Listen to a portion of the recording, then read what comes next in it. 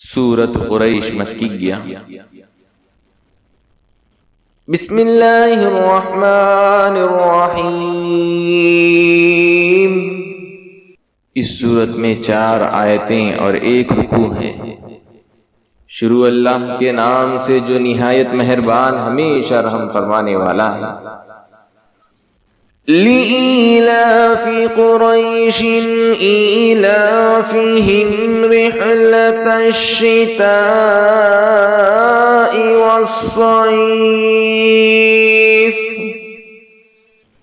فَلْيَعْبُدُوا رَبَّ هَذَا الْبَيْتِ الَّذِي أَطْعَمَهُم مِّن جُوعٍ وَآمَنَهُم من خوف۔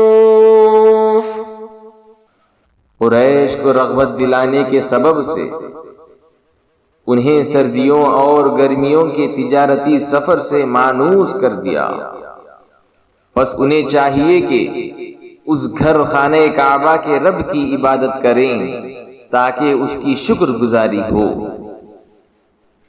جس نے انہیں بھوک یعنی فقر و فاقہ کے حالات میں کھانا دیا یعنی رزق فراہم کیا، اور دشمنوں کے خوف سے امن بخشا یعنی محفوظ و مامون زندگی سے نوازا۔